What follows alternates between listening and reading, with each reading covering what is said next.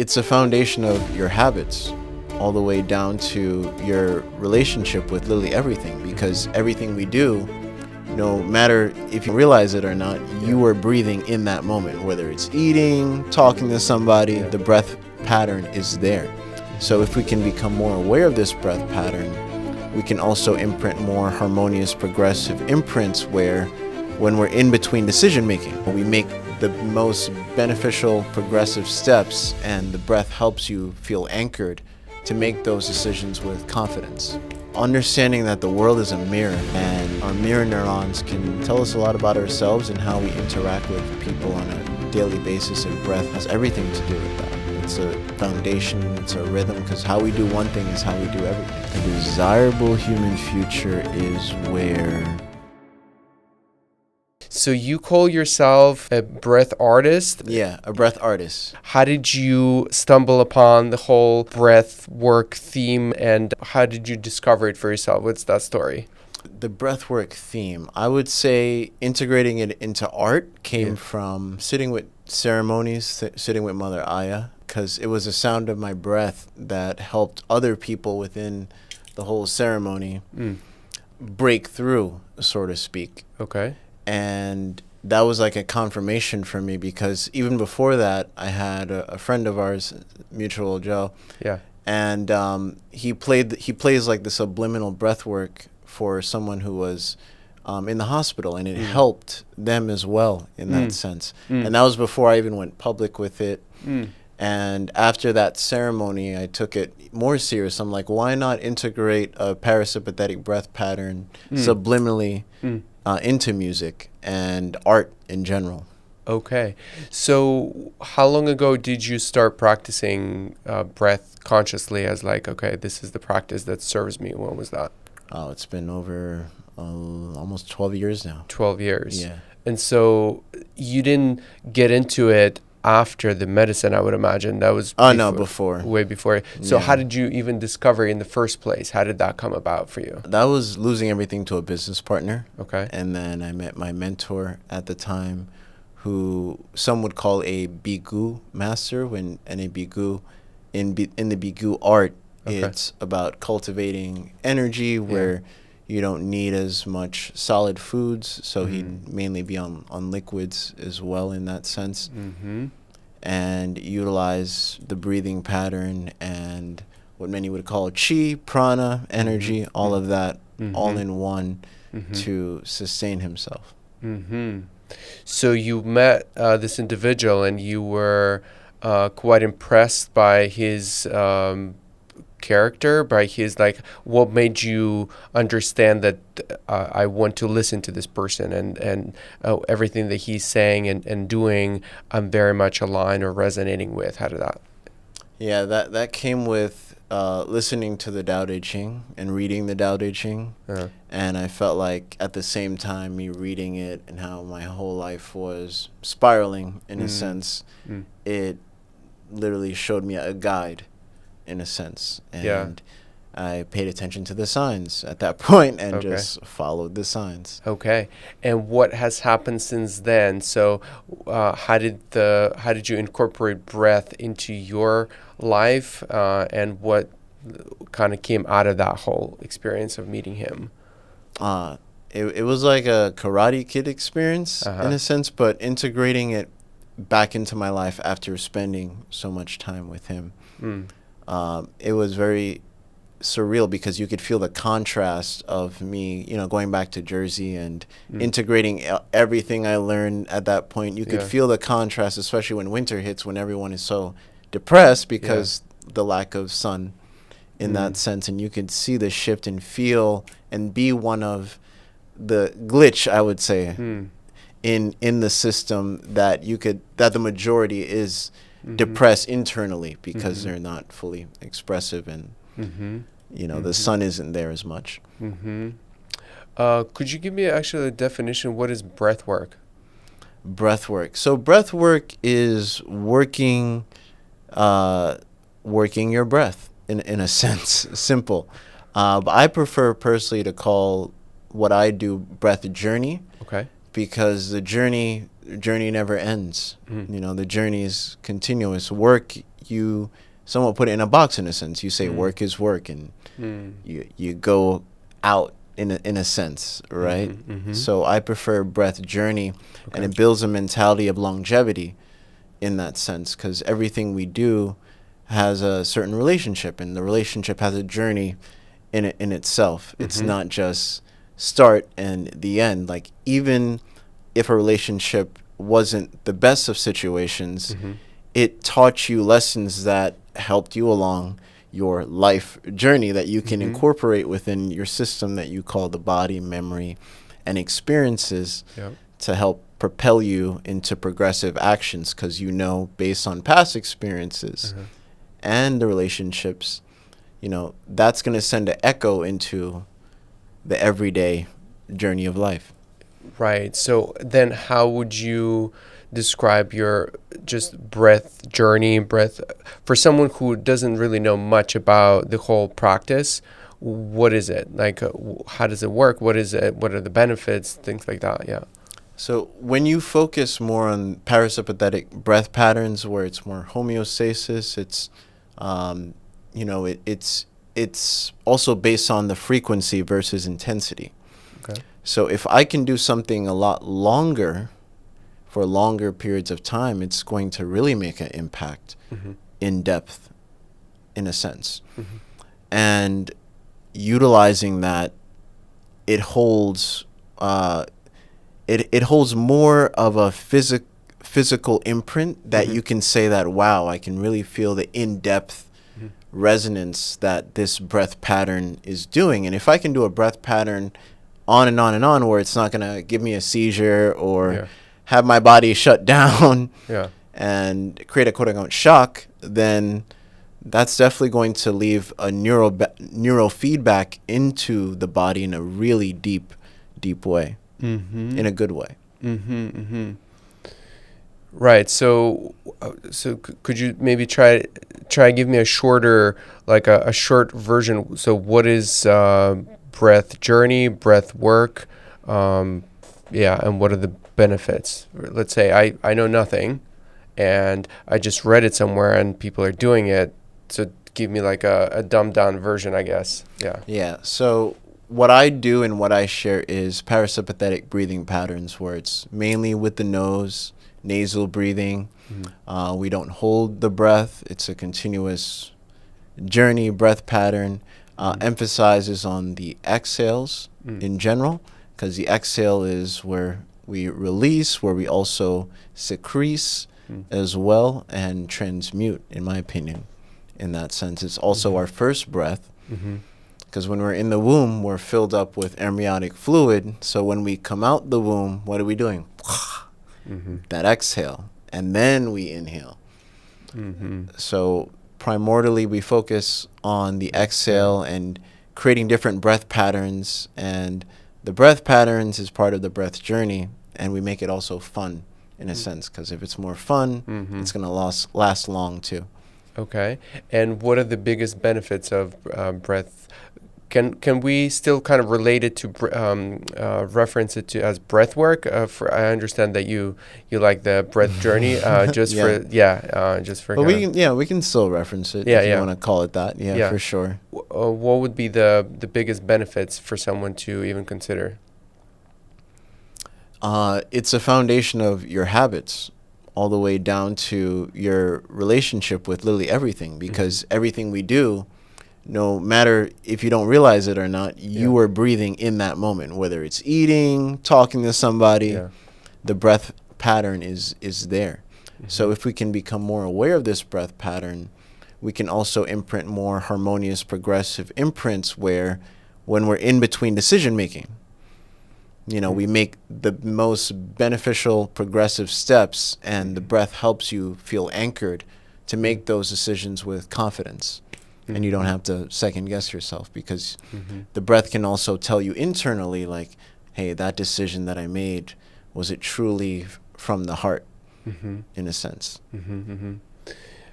Right. So it's overall, it's like anchoring into the present. You become a lot more aware of where you are, your senses, you're more embodied, and from that state, it helps you to make better decisions. Is that kind of... That's one. Another fun favorite I like to that we're also doing this month in the Breath Family Members Group is building up proprioception. Okay. So when you build up the awareness of internal pressure, your proprioception increases. But what is proprioception at the end of the day? It's the sense of, okay, spatial awareness outside, but even to the depth of it, it's instinct.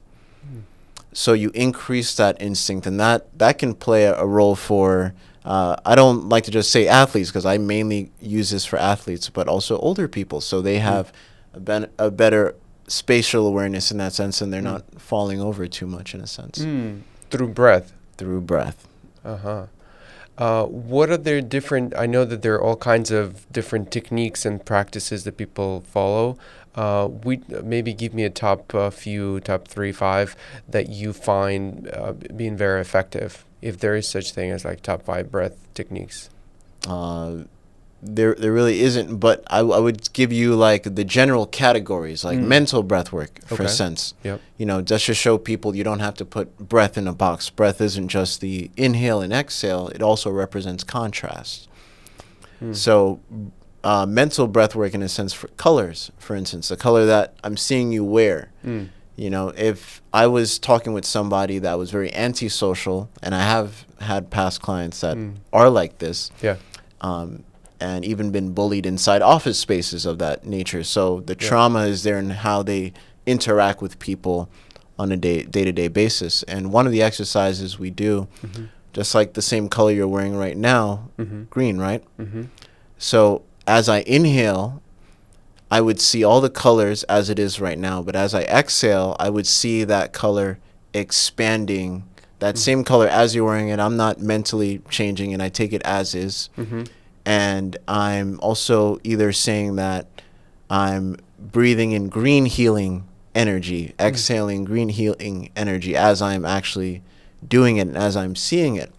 And colors is universal. Everywhere you go, there's colors. So this also goes into what we call specifically color breathing under mental breath work. You know, things where you are harmonizing these mental muscles, if you will, with your breath, not just the physical muscles, but also mental muscles as well. And that goes well in hand with anyone who has autism or any things of that quote unquote spectrum, as my friend Dr. Z liked to say, or gifts in a sense. And this helps help you maintain balance and a rhythm to amplify these gifts, especially if you already have it, if you're in that spectrum, to a more harmonious resonance. So no matter where you go, you don't feel off balance just by the pure essence of relationship with colors. So you basically, it's a visualization practice where you synchronizing color, what you're seeing with your breathing in real time. So let's say you're outside and you're focusing your attention on green, and can you kind of walk me through how would I use that? So you would use it as you would use any affirmation work in that sense, and just integrate the breath. But as you're seeing the green, you're saying that I'm inhaling green healing energy. As you're physically exhaling, I'm exhaling green healing energy. And you start to build a rhythm, and then you can even take it in depth to focus that green healing energy towards different parts of your body in a sense as well, because what you're seeing on the outside is also within as well in terms of colors and certain resonance if we were to look at the light spectrum within. Sure. Okay, cool. And then what other types of, what else is there? I know that there are also like ancient practices and more modern practices. Maybe talk a little bit more of the distinctions. The distinctions, I mean, I mainly like to focus on what I personally know from the aspect of mainly focus on parasympathetic, in the sense of just breath. You know, I fully give honor and reverence for practices like pranayama, but there are some practices within pranayama that may seem sympathetic, actually. as well. So what I mainly focus is mainly parasympathetic breath patterns that is close to homeostasis and things that you can utilize in everyday life, and it doesn't have to feel mundane, and bring it up into what we know in real time as well, so it doesn't feel too distinctly off. For those who might not be familiar, what's the difference between, give me a little definition of sympathetic and parasympathetic system? So sympathetic is your fight or flight, or I would like to say your protective, not even just protective, because you can also be very protective on the parasympathetic side, where there's certain animals where they can, certain situations where a leopard could eat a young cub, but the leopard may have that resonance and feeling in real time. There's videos on this too, and have compassion in that sense. It won't eat the leopard and just walk away, because you can feel that, oh my God, this mother just gave birth. I'm not gonna eat eat the baby like that. Yeah. So understanding that the world is a mirror as well. So mirror neurons is very real. And our mirror neurons can tell us a lot about ourselves and how we interact with people on a daily basis. And breath has everything to do with that. It's a foundation. It's a rhythm, because how we do one thing is how we do everything. And why? So maybe talking a little bit about the science of breath work. Why does it work? Apart from obviously, why breathing keeps us alive. Obviously, we need oxygen and all of those things. But doing it consciously and doing it in a way that maybe your body wouldn't do if you didn't involve yourself in that process. What are the benefits of particular techniques for conscious breathing? For conscious breathing, the benefits is creating a resonance where you create the fibers between the mind and the body connection, where whenever you're quote unquote unconscious, there's no tug and pull back and forth between the sympathetic resonance of the side, where it's fight or flight, cortisol goes up, certain chemicals within your body start to become unbalanced at a particular time because of the cortisol imbalance. And then there's the other side of parasympathetic, of course, homeostasis, home, keyword home, and where cells are more in communication in terms of building and regeneration. So when you're doing this consciously as much as you can, going back to frequency, right? Because the other side of the sympathetic breathing practices, you see a lot of people get crashes, right? That is a thing. Oh, I feel like I crash after I did this method, XYZ method.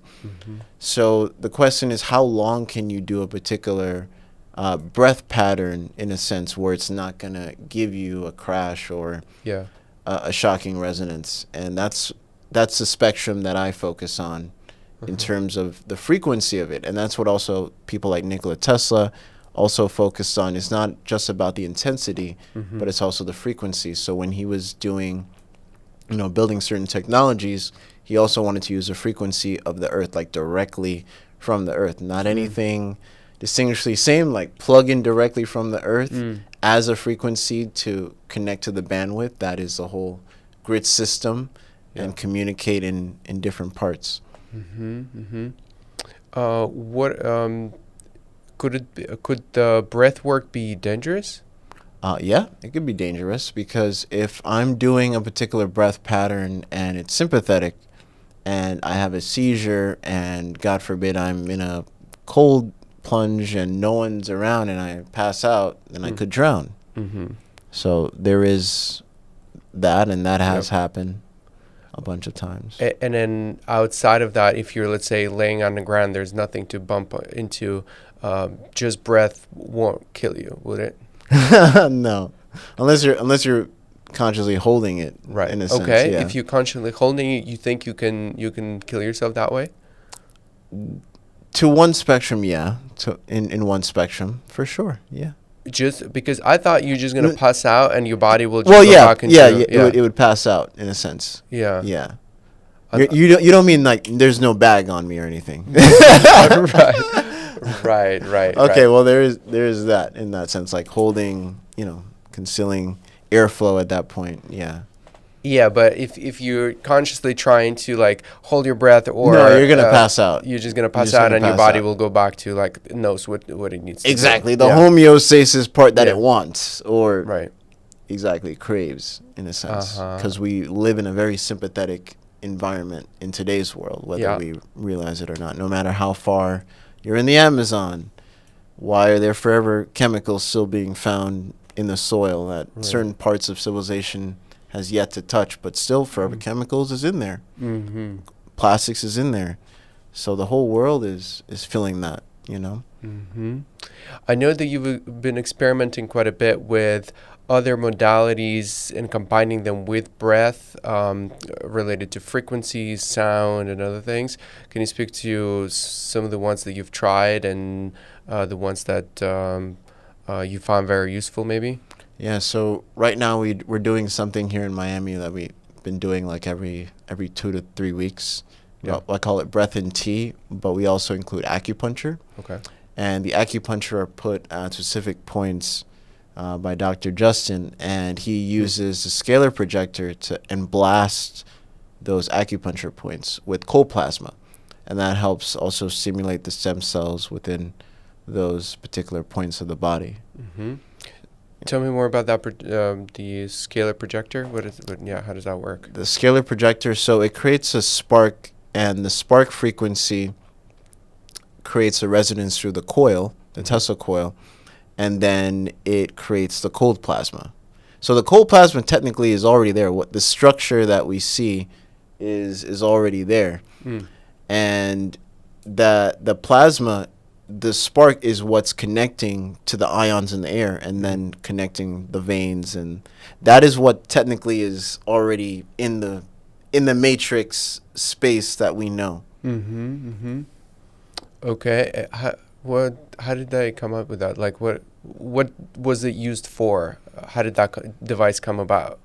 Through Nikola Tesla, and Okay. he's one of the coil inventors. I mean, while Tesla was creating his coil, Yeah. there was so many people around the world that was kind of doing the same thing already, and I wish they all would just come together, and who knows where we would be. Yeah, instead of the competition it had at the time. Right. Yeah, but Tesla wasn't like Lakovsky, Odin.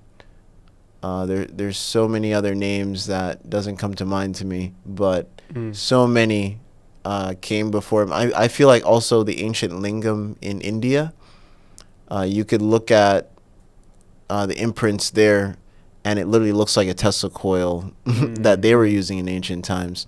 And it makes sense that the atmosphere back then definitely was more plasmic charged. Yeah. So when we look at ancient architecture, it made sense of why they were in the sacred geometric texture that they're in, because what solid geometry is literally physical structure in sound. So that is literally the sound wave that we're seeing, especially if it has those curvatures like some cathedrals do, mosque, those spaces. And those spaces are great to play certain instruments of sound healing, and that's why they're powerful spaces to begin with. And Bali still has them, in a sense. They're still building like those architectures, so you can definitely feel it over there as well in spaces like that. So tell me more about the scalar plasma. How do you call it? Scalar plasma projector. A scalar plasma projector. So you are applying it to your chakra centers or energy centers? You can, yeah. And Uh-huh. we did something called Elemental Symphony, where everyone had one in their hand, and we also measured the brain at the same time. So the person who we were measuring came in where they were disaligned about like 60% in terms of the range. And then after doing the breath and the scalar plasma projector, she was fully aligned 80%. Mm-hmm. Mentally as well. It's like she just woke up from a long nap type of thing. After how long of the session? Only about an hour. Okay. Yeah. So the benefit is recentering, bringing your energy centers in a more aligned state. You're become more maybe focused, aware, present. Is that kind of the effects of it? Yeah, and if you really think about it, we're also imprinting the breath pattern, right? So remember I said that breath also represents contrast, Yeah. right? So if we're breathing in this resonance and we're blasting the cold plasma, we're also building a relationship in a sense with plasma having a more harmonious feedback to our being in general. And what's interesting with plasma, it's found in many different dimensions of reality, right? Which is very interesting. So who's not to say in the future when we have like physical portals that you can like walk through, it's going to be connected to plasma somehow. Tell me more about how plasma and different dimensions of reality. I don't. Yeah. Can you shed some light on that? So Yeah. plasma is the fourth state of matter. Sure. And it's part of matter Yeah. in general, right? So even from the tiny atomic molecule, there is some plasma resonance of electric spark in there. Yeah. So when we're going through different dimensions, doesn't matter what dimension you're going to, there is atoms in those dimensions of reality, and there's a plasmic connection that binds everything in terms of this gas world. We're not just physically solid. You know, everything is moving at a molecular rate. Got it. Okay, so what other type of modalities and tools have you experimented with combining with breath that worked? Yeah, so we also use what we call the home version Scalar, and it's based off of Rife's research and what he did with frequencies. There's also frequencies and how they studied it with PEMF technology, using certain frequency waves to stimulate stem cells in the body. So everything has a particular frequency, especially if you're using sweeping frequencies. And the sweeping frequencies is different from the standalone, where it's oscillating and staying at one particular range of frequencies, then move to the next to create not just a pulse in a sense, but you're creating a rhythmic harmonic chamber at that sense, consciously, consistently going off to what we have called the scalar plate, and that's emanating the atmosphere, but also just the environment, the magnetic force within the environment, and imprinting those frequencies. So we actually ran a wire into this pool of those frequencies, ran a copper wire, connected it to the scalar plate. And there was this guy that had an injury for a very long time. I'm going to repost it on my Instagram after today. And he was saying that, yo, man, I don't know what you guys did, but I felt a huge difference. Relief. Yeah. And it showed us that, yeah, we can run frequencies into a pool of water, in a sense, and also you can use that also via pictures as well. We did that for the hurricane. I took a satellite picture of the hurricane and placed it on the scalar and ran solfeggio frequencies, harmonic frequencies towards the hurricane, because pictures in general, they have a biosignature. You know, it's not just pictures that we see and we take for granted, but they also leave a biosignature in a sense that there's different waves of dimensions that we can actually get from that picture. It's the same as, for instance, like when you see like the infrared spectrum or the infrared screen, and you can see that. So pictures have that imprint of information. So you can actually send, I can actually take a picture of something and send frequencies to that something. In a It sense. basically becomes like like a it's like a wormhole between the actual thing and the representation of it. It creates like like a portal into the what it represents. There's a direct connection in between them. Exactly. Are you saying that every photo that we take, every human is taking, is creating a wormhole into that moment of the time of the past that has a relationship? It's not just a separated photo, but it has like links. Everything is super linked. Yeah, so we did that. We did a whole experiment for about a year and a half where some people will actually come on to my Instagram live and we take a screenshot of them and place them on the scalar and ran frequencies and they would give us feedback.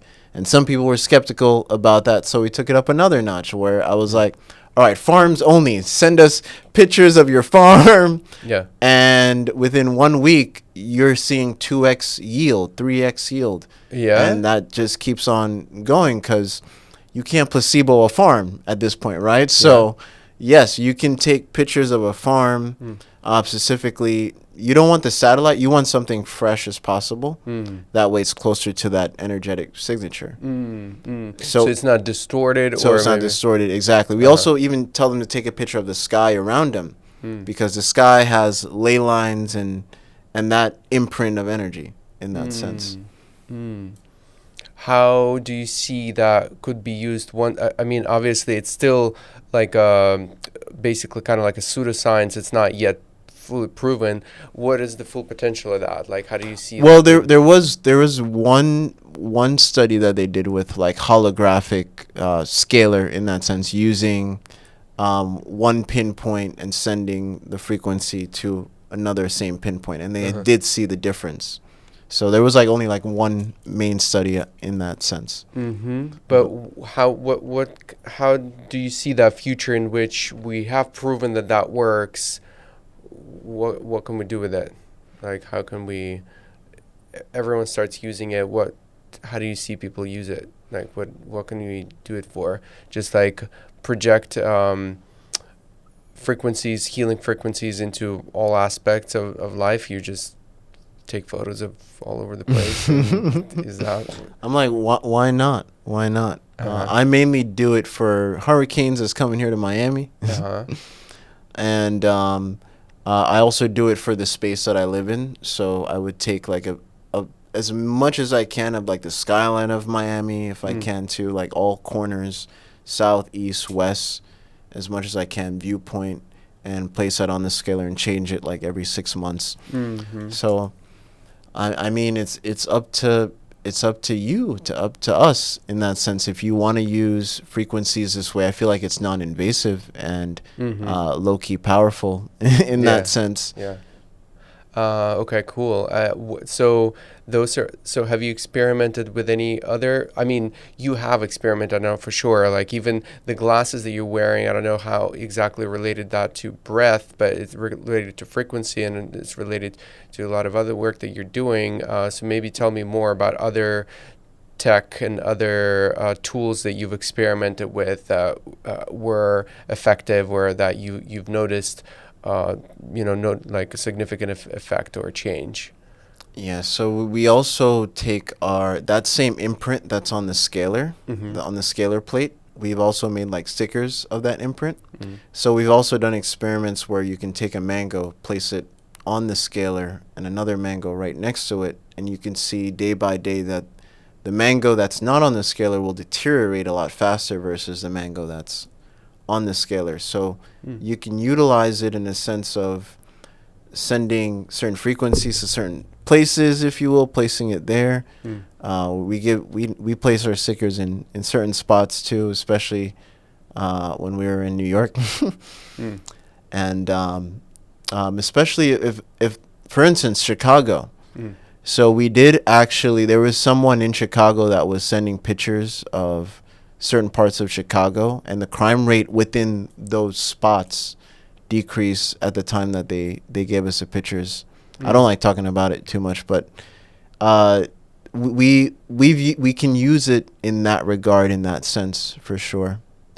Is it similar to intention? So like right, like group meditation, For sure. Yeah. For sure. Think of it as as think of it as someone sending. At the end of the day, it's a human sending that intention and resonance and frequency, if you will, to a tool that amplifies that at the end of the day, right? So at the end of the day, let's not forget that we are the scalar as well. And right, and we're grateful that certain tools are around to amplify that. That's all it is.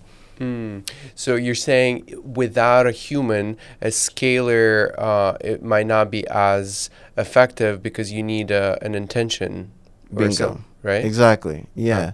It's coming from the person at the end of the day that's sending out and picking the particular frequencies that you want to emanate in certain neighborhoods or certain places. Tell me about the glasses that you're wearing. I know that there are special glasses with crystals. So these are crystal lenses, and what I'm wearing right now is amethyst. We have citrine, emerald, and we source them in Japan, also with the frames. And yeah, they were also certified as well. So these are legit crystals. Yeah. And it was inspired to the fact that the first ever glasses was actually quartz. So how did we go from quartz all the way to even now plastic, wearing plastic, and now people are seeing the dangers of even microplastics. So it's like right in your eye. And so in like based on your research studies, what are the benefits of wearing glasses like this? So what we have seen and heard feedback from, in general, everyone should know that crystals emit infrared as well. But in particulars with the color spectrum and the crystal structure aids in the eyes and what it's viewing through.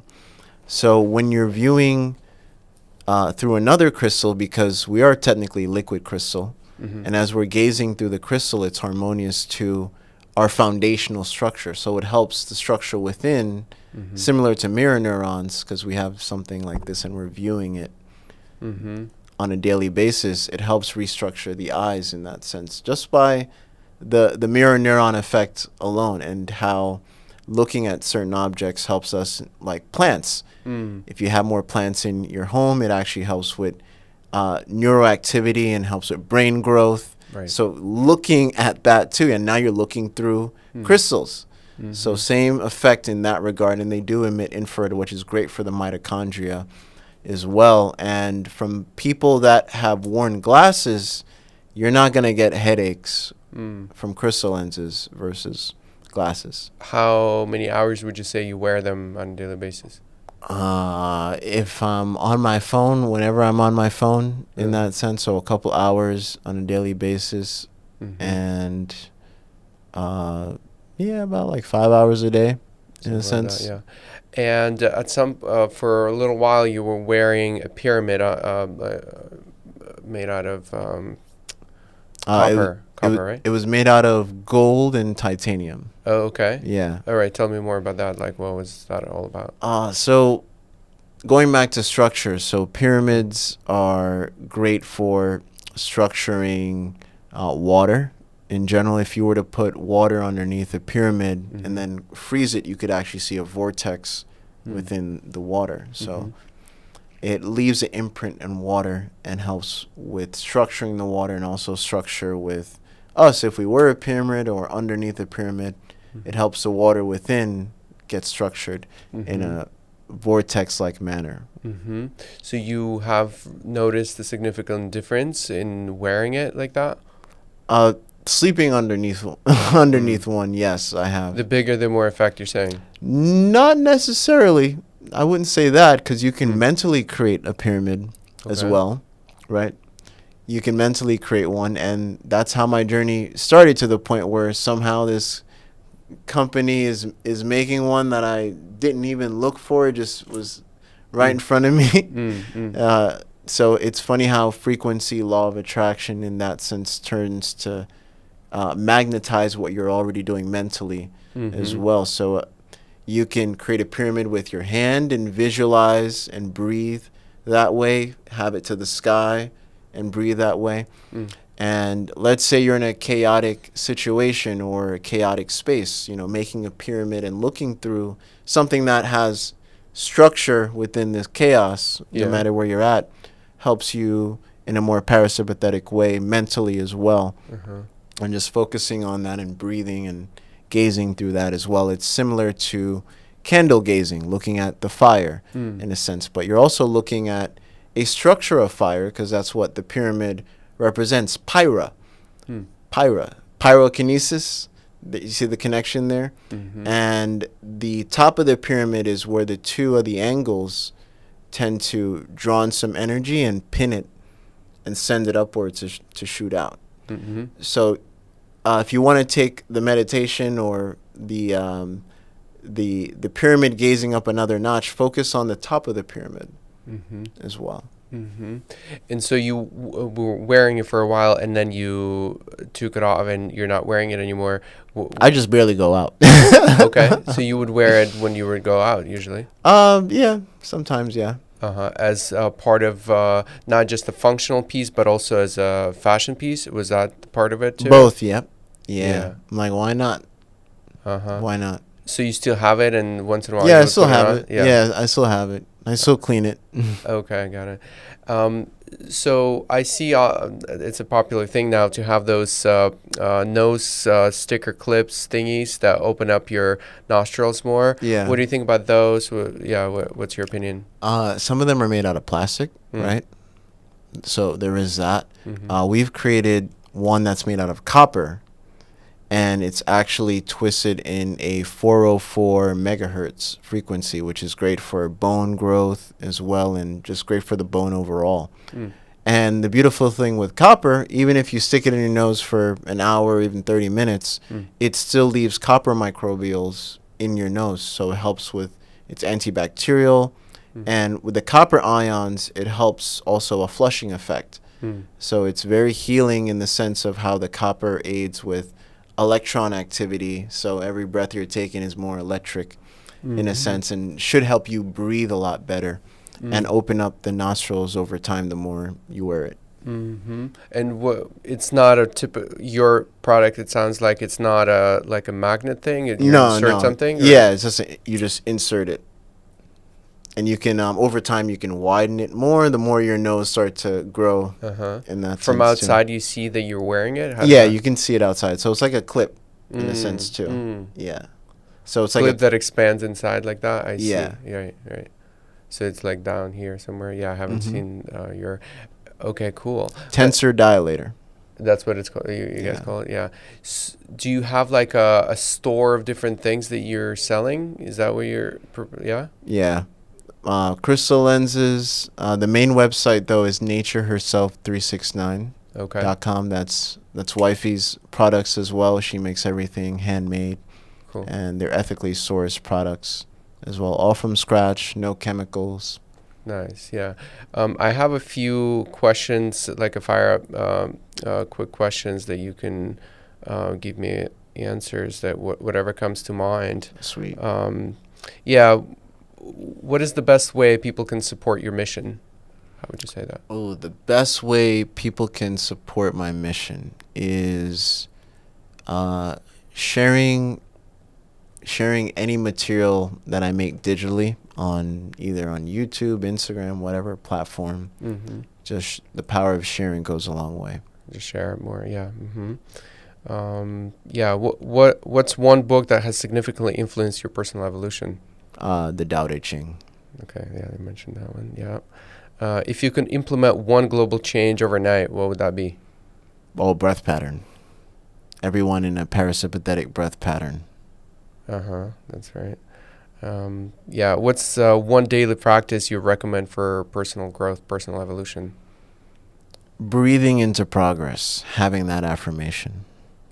Tell me a little more. Like, what is that? Breathing into progress. Actually, as you're breathing, make every breath intentionally with the understanding that you are breathing into progress, no matter what wall is in front of you, no matter what he said, she said, and opinions that is not aiding in your progress, is to still breathe into progress. Somewhat related, there's breathwork practices that induce more DMT release. Is that something you practice often? Is that something you seek, where like trying to cultivate more of yourself? I focus on longevity in Uh-huh. this sense. I'm not seeking a chemical rush. Okay. Yep. Right. For instance, we can utilize the aspect of chemical activity in a healthy way. For instance, being very intentional of doing these parasympathetic breathing practices around like 9 to 11 ish, around that pocket, 8:30 ish Mm. as well, mainly, because that's when a lot of melatonin gets released in the body, and that helps with sleep. Mm-hmm. America has a huge problem that is not being talked about enough, where Mm. parents are giving their kids melatonin to get them to sleep. Some are overdosing and Mm. having tragic stories of, passing away in that sense, Mm-hmm. when we can use natural habits and utilize and understand that these habits are here for a reason, Mm-hmm. to keep us away from, situations like that to begin Mm-hmm. with. So focusing on the natural rhythms in the body and utilizing the breath to amplify if you feel like it's not enough helping you to go to sleep, in a sense. Mm-hmm. So utilizing those times, 8:30, 9:30, for the melatonin release, for instance, is something, I definitely push for, more than just focusing on the DMT rush Recent, yeah. in that sense. Yeah. Cool. Yeah, that's awesome. Okay. What is your definition of a desirable human future? What does a desirable human future look like for you? A desirable human future. A desirable human future is where everyone is breathing into each other's progress. So recognizing that we are all here on collective journey, and it's not just your business; it's everyone else's business, and supporting each other, and acknowledging each other's progress and growth. That. Exactly. Yeah. No one is born. We're not born perfect. We're born real. And what gets realer than the breath, right? And the breath is something that, when no matter what room you're going into, Mm-hmm. you're hearing somebody breathe, right? Mm. So that's the common powerhouse that always keeps me grounded. Mm-hmm. And I'm surprised, no matter what room I go into, I'm still hearing somebody breathe. Mm-hmm. Mm-hmm. And that's a powerful connection. Mm-hmm. Okay. What's one question you wish more people would ask themselves? What am I breathing life into? Okay, I like that. And what's your call to action for the listeners today? My call to action for listeners today is to acknowledge that your inhale, your exhale is very real, and your actions that it's powered by is very real. Mm-hmm. So take awareness, and that's a call to action. Beautiful, amazing, man. Any last thoughts? Maybe point people to any resources, how people can find you, anything like that. Alchemybreath.work, and also natureherself369.com, and on YouTube, Devon the Black Airbender. Amazing, awesome, Thank you, man. brother. Thank you so much. Yeah. And thank you, listeners, for staying with us all the way till the end, at least for those who has. And I'll see you on the next one. Cheers. Hey, peace. Peace.